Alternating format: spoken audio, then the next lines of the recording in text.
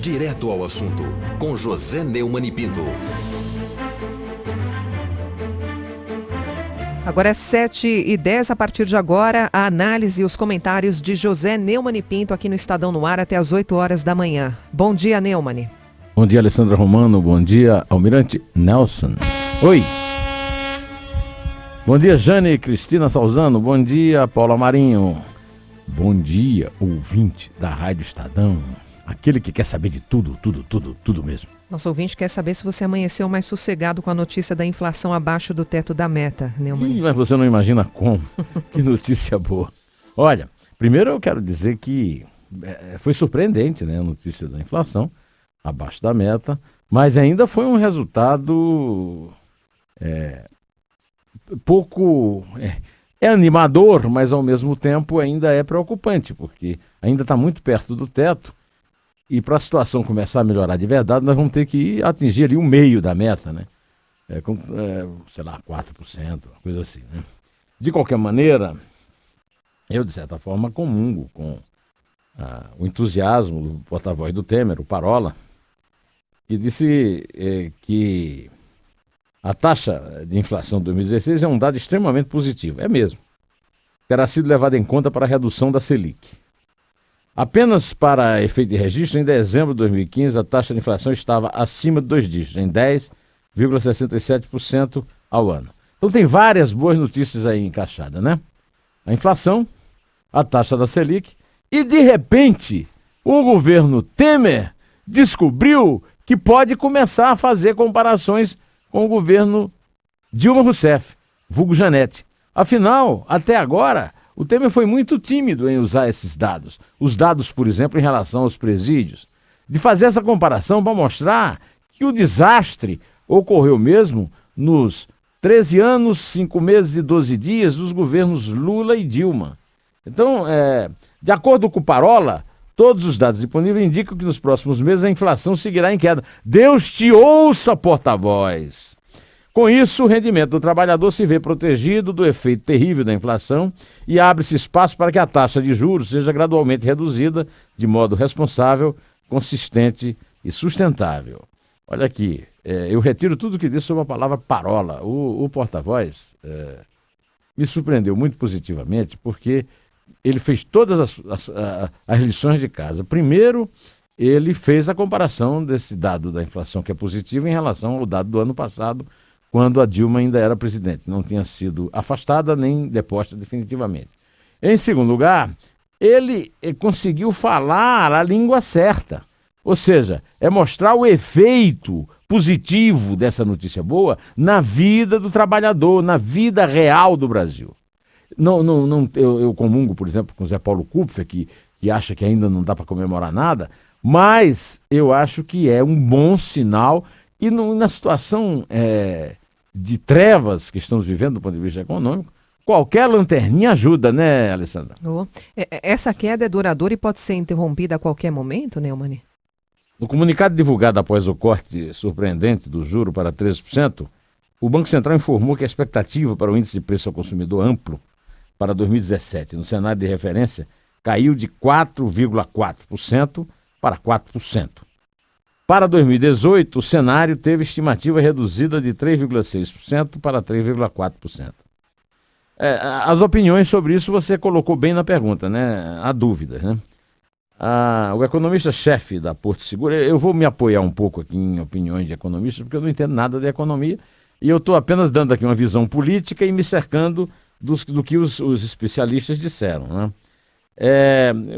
Por exemplo, o economista-chefe da Porto Seguro Investimentos, Zé Pena, falou que não vê como seria possível atacar tecnicamente a decisão do Banco Central de baixar os juros, que é uma decisão que ela dependeu, né, de dois fatores, basicamente. Eu não entendo nada de economia, mas disso aí a gente dá para perceber, né? O primeiro fator foi a queda da inflação. Quer dizer, foi uma coincidência que tenha saído tudo no mesmo dia, mas como o governo é informado, o IBGE é subordinado ao governo, provável que tenha havido ali uma inside information para conduzir tudo na reunião do Banco Central para baixar a taxa Selic em 0,75 ponto percentual, né?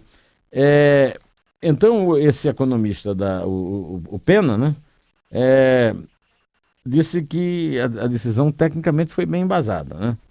O economista-chefe da Guard Asset Management, Daniel Wicks, também não criticou a redução do juro, mas disse que a comunicação do Banco Central deveria ter sido um pouco melhor. Os caras sempre acham algum defeito, né? O professor Rogério Mori, da Fundação Getúlio Vargas, concorda que os indicadores sancionaram a redução de 0,75 ponto percentual. E há aí vários, quer dizer, há uma tendência dos analistas a concordar que a queda da inflação, sendo duradoura, ela reforçará no futuro também esses cortes nos juros que ajudam. Os cortes nos juros, para a gente entender bem, ajudam a atividade econômica. Quer dizer, a inflação melhora a vida do trabalhador, a inflação menor melhora a vida do trabalhador porque reduz os seus gastos. É claro que afeta pouco a vida do desempregado porque não recebe salário. Mas os que perderam em salário, mas o mantêm, e os que ficaram no emprego, esses podem sentir o alívio com a queda da inflação. Enquanto isso, o desemprego pode, no futuro, ainda bastante distante, vir a reagir, né? Quer dizer, não desemprego, o emprego vir a reagir, se por acaso as taxas de juros continuarem caindo consistentemente. Neumann, e o que é preciso para consolidar essa queda? Eu descubro com alegria que eu concordo com alguns desses economistas. Por exemplo, o economista-chefe da Gradual Investimentos, André Perfeito, eu estou tudo me baseando no noticiário do portal do Estadão, né? Aponta que as decisões do Banco Central dependem da aprovação das reformas econômicas. E este processo ainda é bastante incerto, segundo ele. Eu acho que o economista tem razão. Não adianta nada haver uma queda de juros consistente, mesmo até porque não vai segurar. Quer dizer, se as reformas que o Temer vem ganhando consistentemente no Congresso não forem confirmadas, primeiro a reforma do teto de gastos públicos, que já foi aprovada pela Câmara e pelo Senado, agora vem a reforma da Previdência e a reforma trabalhista. A reforma da Previdência, eu apresentei aqui alguns problemas. A reforma da Previdência ela tinha que ser mais justa do ponto de vista do equilíbrio da reforma da Previdência do trabalhador privado e do trabalhador público. Em relação à reforma trabalhista, há um certo clima de aprovação, apesar de as centrais sindicais sempre fazerem um pouco de movimento, mas eu lembro uma pessoa que eu sigo muito, né, que eu tenho o maior respeito tecnicamente e moralmente por ela, que é o professor Almir Pazianotto, grande advogado e ex-ministro tanto do Superior Tribunal do Trabalho quanto do governo, né, do trabalho também. E o Almir mostrou alguns problemas na reforma trabalhista no artigo que ele escreveu no Estadão. Neumann, e o que você me diz da queda dos juros em 0,75% para 13% ao ano? Quer dizer, era 13,75% e passou a ser 13%. Com isso, nós tivemos uma queda de 0,75 ponto percentual. Na primeira reunião de 2017 do Comitê de Política Monetária, Copom, do Banco Central, né?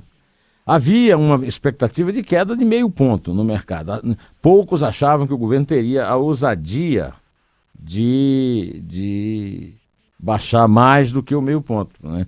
Quer dizer, 0,5 ponto e meio, né? 0,75. Eu já citei aqui o amigo Pazianotto, agora eu vou citar outro amigo. Hoje eu estou aqui em uma ação entre amigos, né? O colunista Celso Ming, do Estadão, escreveu hoje um artigo brilhante. Eu vou citar aqui um trecho dele.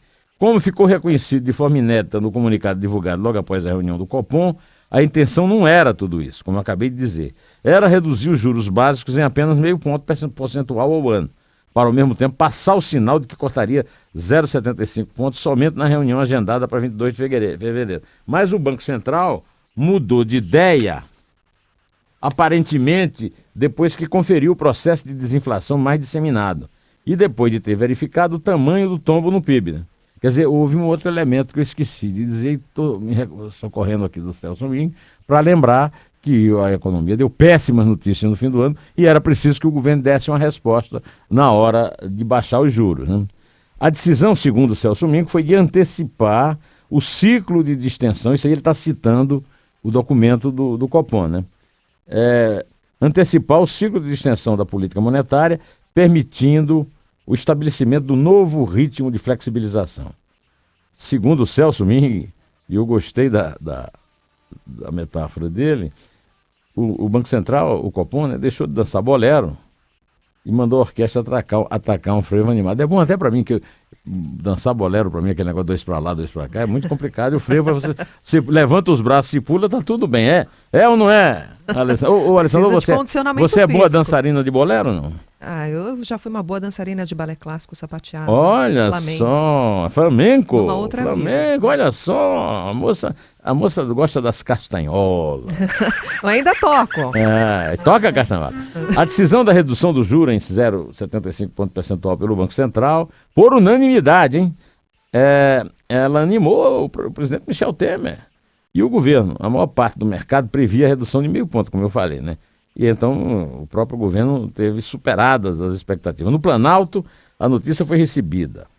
Eu vou encerrar aqui minha incursão na área da economia, lembrando que a notícia foi tida como um sinal de que começam a surgir os primeiros indicadores de que a retomada da economia pode estar mais próxima. A redução dos juros é uma sinalização importante, disse o interlocutor do presidente. Seja quem for, Deus te ouça, meu filho. O ouvinte José Luiz está falando aqui no WhatsApp, Neumann, não é uma reduçãozinha da Selic ou a inflação comportável que vão fazer os 12 milhões de desempregados conseguirem emprego. Na prática, o que vai fazer o país crescer são os donos do dinheiro facilitarem o crédito. E tem muito dinheiro parado no mundo. Ele disse, senhores, abram os cofres. Desculpe, meu caro ouvinte, mas a questão é a seguinte, os indícios são positivos. Nós andávamos com indícios muito negativos. Em segundo lugar, sem o limite de gasto, sem uma reforma penitenciária, sem uma reforma da Previdência e sem uma reforma trabalhista, nós vamos ter mais dificuldades de recuperar o emprego. E também sem um acordo com os estados. Eu volto a falar do assunto da penitenciária, da reforma penitenciária e da dívida dos estados mais adiante. Por enquanto, vamos ficar aqui. Neumann, e os economistas, só para antes da gente finalizar, eles concordam em um ponto. Um dos últimos, eu também não sou especialista em economia, mas eles concordam nesse ponto. Um dos últimos índices a se recuperar é o desemprego. É o desemprego. É claro, primeiro você... eu vou repetir rapidamente, para não tomar muito tempo, o que eu já disse, mas para sintetizar para esse ouvinte que fez esse comentário, que eu agrego aqui ao meu, mas digo a ele o seguinte, que em primeiro lugar, você precisa recuperar a renda do trabalhador que já está empregado e que também está sofrendo muito com a inflação. A inflação é perversa, principalmente com as classes mais pobres. E eu quero dizer o seguinte, a inflação das classes mais pobres é maior do que essa que nós estamos anunciando, viu? Que é a inflação dos alimentos, né? O supermercado está muito pior, etc. Em segundo lugar, a taxa do juro é necessário para derrubar a taxa de juros, é necessário, porque dá às empresas a possibilidade de crescer, de investir, e só assim nós vamos ter emprego. Não se cria emprego por mágica ou usando o dinheiro que está parado no mundo. Se cria emprego produzindo mais. Nós temos um problema de consumo, um problema de produção, temos que resolver isso, temos que equacionar o problema da indústria, que tem caído vertiginosamente o seu nível de produção e de vendas, né? E aí sim, só quando isso acontecer, daqui 1 ano, 2 anos, é que vamos, infelizmente, não tem que fazer isso em menos tempo, não tem como, mas é que nós vamos combater os índices de desemprego.